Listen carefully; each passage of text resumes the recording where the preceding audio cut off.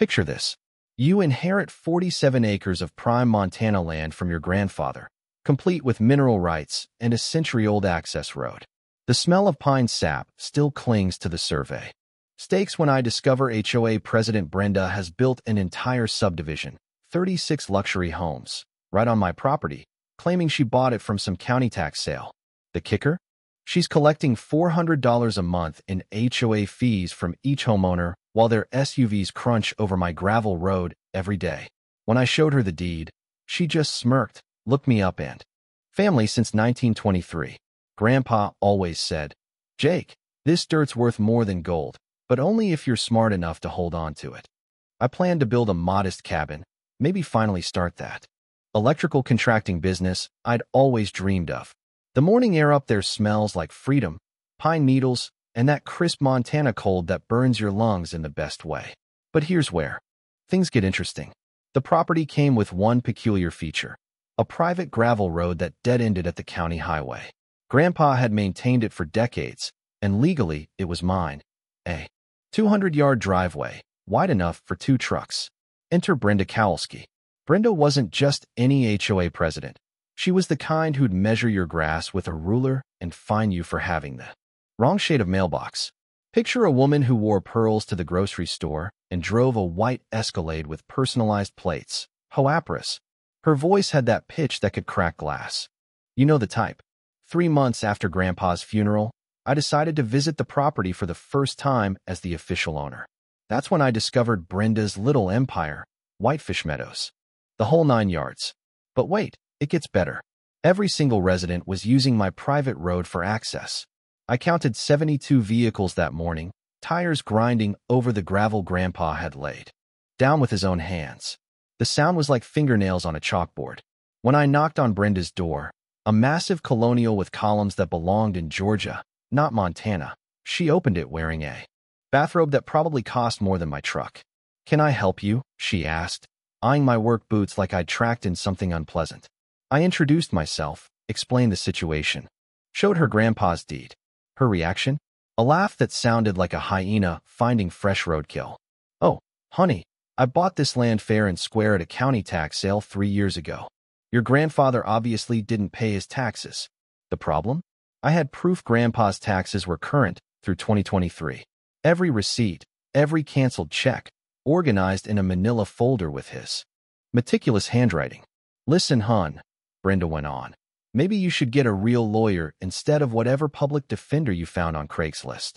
This development is perfectly legal, and we've got homeowners paying $400 a month for the privilege of living here.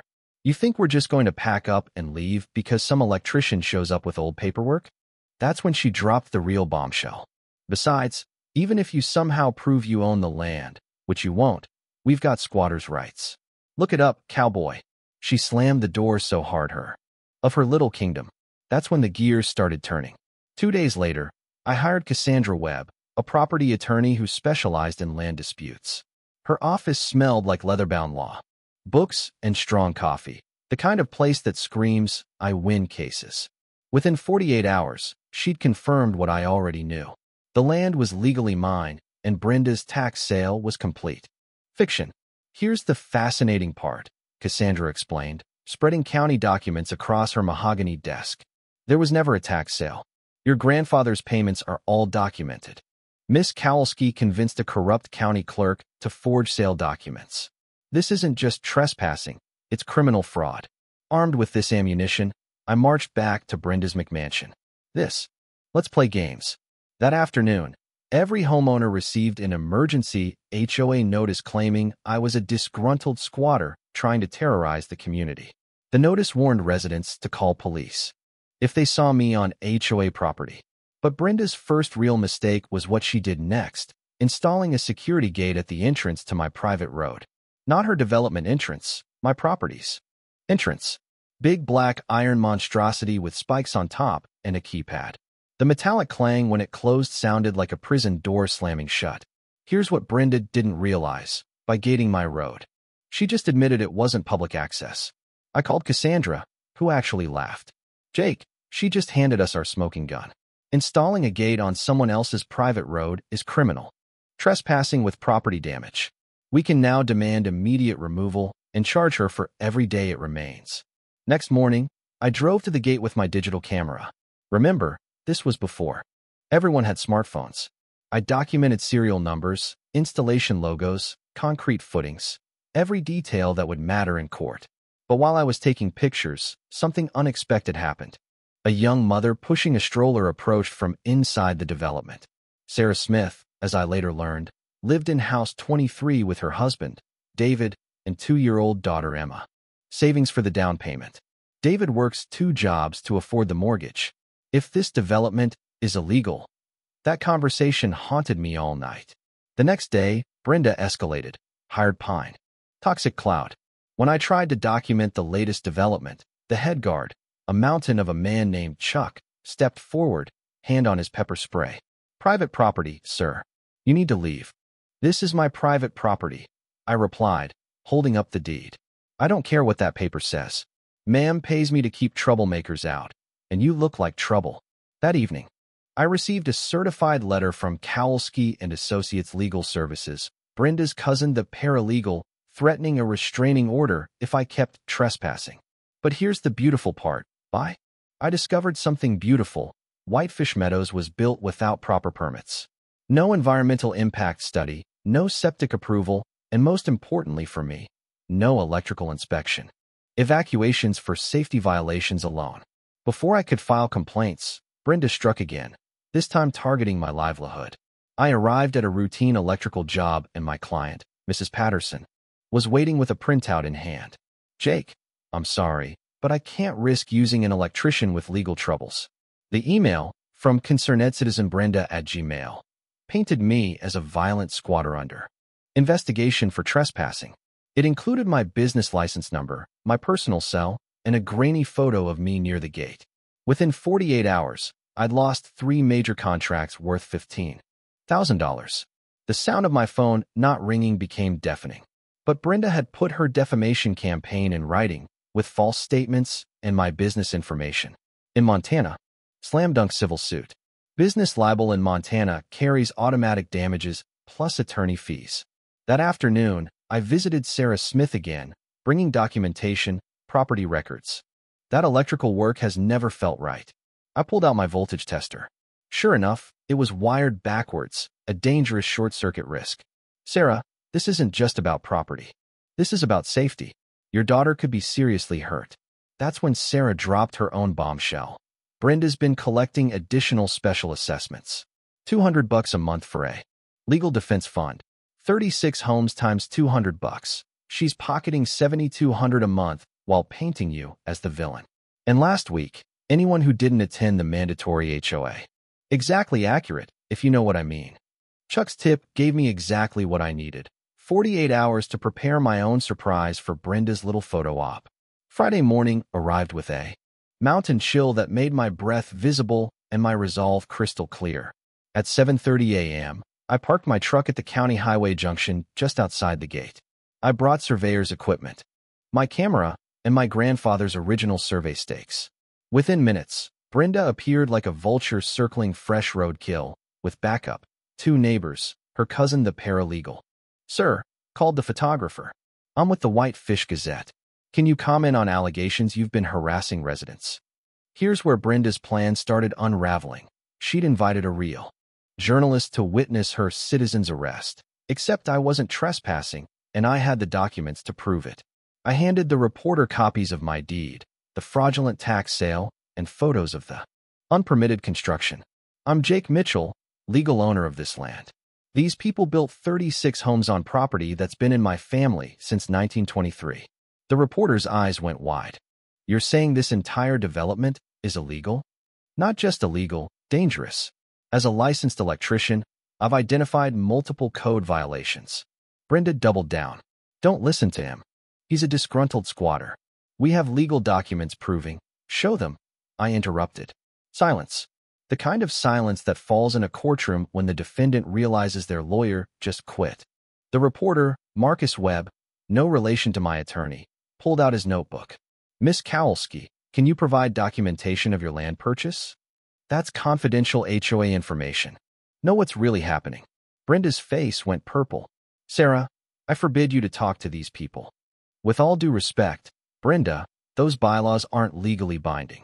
This HOA was never registered with the state. Marcus's pen smoked. Miss Smith, are you saying the HOA is operating illegally? We've paid over 400 grand for homes we don't legally own, governed by an HOA. Last night, my wife and I did some investigating. Brenda, you've collected over 180 grand in HOA fees and special assessments in the past year. Where's that money? Brenda's mouth opened and closed like a fish. Those funds are properly managed. What guidelines?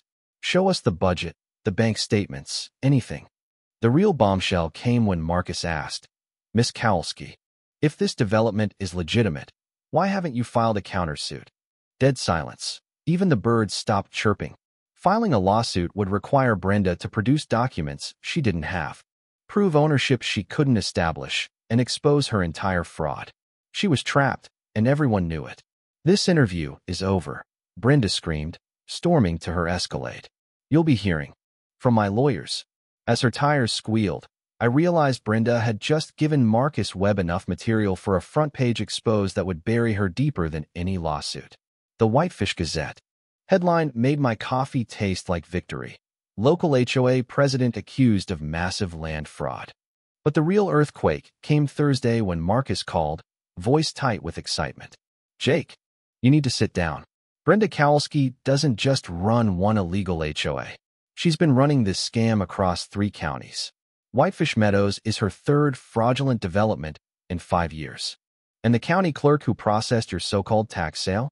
Dennis Kowalski, her brother-in-law. He's been taking bribes to create fake tax sale documents, then splitting the profits with Brenda. And that's when FBI Special Agent Lisa Martinez knocked on my door, badge gleaming like polished steel.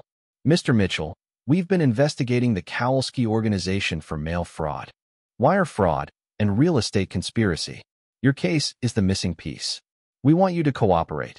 Wear a wire, help us get a confession, and we'll fast-track the return of your property and pursue federal charges against the network. The Bureau had uncovered victims across 4 states. A Vietnam vet in Colorado, a single mother in Wyoming, an elderly couple in Idaho, hundreds of acres stolen, millions defrauded. It wasn't just about my land anymore. It was about justice for dozens of families. Agent Martinez assembled our little task force, Sarah and David Smith, Marcus Webb, Cassandra, coordinated with federal prosecutors. But the real twist, my grandfather's survey map showed that Brenda's own McMansion sat right on top of mineral rights worth millions. She'd also been illegally extracting and selling gravel from my land, a felony with triple damages under Montana law. Wearing a wire, I approached Brenda, played the defeated victim, desperate to settle. She bragged about bribing county clerks, forging tax sales, laundering millions. She even threatened that accidents happen. Electrical fires, car crashes, people who disappear in Montana. The recording captured every word.